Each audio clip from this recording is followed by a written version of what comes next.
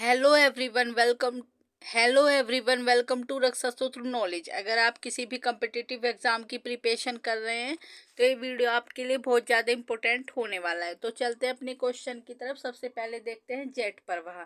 Jet प्रवाह होता क्या है? जो सौरमंडल होता है, वायुमंडल की सबसे निचली परत होती है सौरमंडल। सौरमंडल के ऊपरी परत में बहुत तीव्र गति से चलने वाली संकीर्ण नलीदार हवा कह सकते हैं। पवन प्रवाह को जेट प्रवाह कहते हैं, जो सौरमंडल की सबसे ऊपरी परत में चलती है। नेक्स्ट देखते हैं। 6 से 12 किलोमीटर की ऊंचाई में पश्चिम से पूर्व दिशा की ओर यह प्रवाहित होता है। जेट प्रवाह दोनों गोलार्धों में पाया जाता है। उत्तरी गोलार्ध में इसकी जो बहुत अधिक शक्तिशाली होता है, 120 किलोमीटर पर आवर इसकी स्पीड होती है उत्तरी गोलार्ध में। नेक्स्ट देखते हैं, जेट प्रवाह के कारण कौन कौन सी घटनाएं घटित होती है पृथ्वी पर। सहायक होते हैं विक्षोभ में, चक्रवात में, पृथ्वी चक्रवात में, तूफान और वर्षा के लिए जिम्मेदार माने जाते हैं जेट प्रवाह। एशिया में मानसून प्रवाह का कारण जेट प्रवाह भी माना जाता है। पूछा जा चुका है ये क्वेश्चन। नेक्स्ट देखते हैं, आर्द्रता।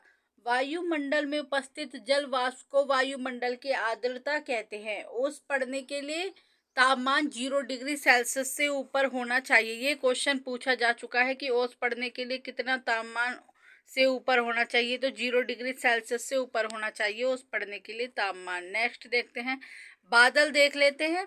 अल्प घनत्व के कारण वायुमंडल में तैरते हैं। ये पूछा जाता है कि बादल वायुमंडल में क्यों तैरते हैं, तो अल्प घनत्व के कारण वायुमंडल में तैरते हैं बादल।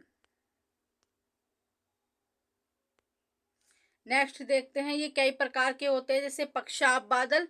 हिमकणों के ऊंचे सफेद पतले बादल होते हैं पक्षाप बादल। कपासी बादल देखते हैं, आकार समतल शीर्ष गुंबद नुमा होता है और ये घंघोर संवहनीय वर्षा के लिए जिम्मेदार होते हैं। पूछा जाता है कि घंघोर और संवहनीय वर्षा किन बादलों से होती है, तो कपासी बादलों से होती है। नेक्स्ट देखते हैं, स्तरीय बादल।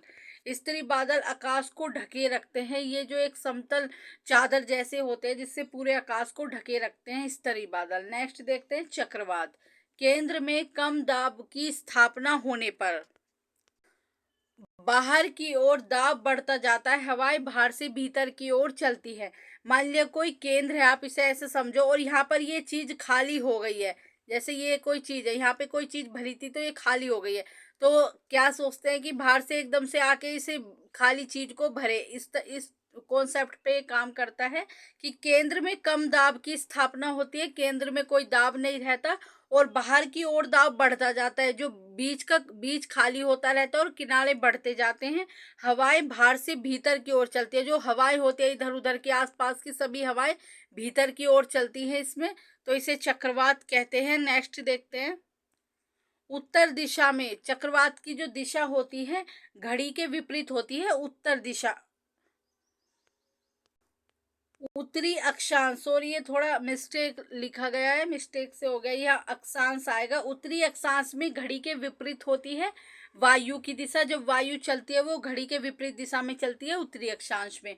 और दक्षिण अक्षांश में ये घड़ी के दिशा में चलती है। जो वायु होती है वो घड़ी की दिशा में, अगर उत्तरी गोलार्ध है तो वो ऐसे चलेगी, ऐसे ऐसे करके, लेकिन अगर दक्षिणी गोलार्ध है तो वो ऐसे चलेगी। फिर इसे कहते हैं जो चक्रवात की दिशा होती है। नेक्स्ट देखते हैं, कुछ चक्रवात के उदाहरण दिए गए हैं जिनसे क्वेश्चन पूछा जाता है। जैसे टार्नेडो, ये मिसिसिपी इलाकों अमेरिका में प्रसिद्ध है। टार्नेडो अमेरिका में आता है। हरिकेन्स देख ले, अंटार्कटिक महासागर में आता है। टाइफून चीन जापान के आसपास आता है। ये प्रशांत महासागर में पूछे जाता है, मोस्ट इम्पोर्टेंट है। नेक्स्ट देखते हैं, हमारे भारत में उसे चक्रवात कहा जाता है। नेक्स्ट देखते हैं, स्थानांतरण कृषि। जंगल साफ करके खेती की जाती है। उर्वरता समाप्ति के बाद भूमि छोड़ जाती है। मान लिया जंगल है, पहले जनजाति वगैरह जो भी है वो उसे भूमि को साफ करते हैं, जलाते हैं, उसे साफ करते हैं पूरी तरह, फिर उस पर खेती करते हैं। जैसे खेती करते रहते हैं, जैसे ही पृथ्वी की उर्वरता खत्म हो जाती है, पृथ्वी अनुपजाऊ हो जाती है, उसे छोड़ देते हैं, फिर दूसरी जगह जाते हैं। वैसे ही जंगल साफ करके खेती करते हैं उसी प्रक्रिया से, तो इसे स्थानांतरण कृषि कहते हैं। स्थानांतरण कृषि की शुरुआत थाईलैंड में हुई थी। ये क्वेश्चन पूछा जा चुका है, मोस्ट इम्पोर्टेंट है, इससे क्वेश्चन लगते हैं। नेक्स्ट देखते हैं, अलग अलग स्थानों पर अलग अलग नामों से जाना जाता है स्थानांतरण कृषि को। जैसे झूम हमारे पूर्वी भारत में प्रसिद्ध है, झूम कृषि ये स्थानांतरण कृषि का ही प्रकार है। जो असम वगैरह इधर जो राज्य हैं इनमें ये झूम कृषि की जाती है। लद्दाख मलेशिया में कहा जाता है, तुंगिया म्यांमार में कहा जाता है, रोका ब्राजील में।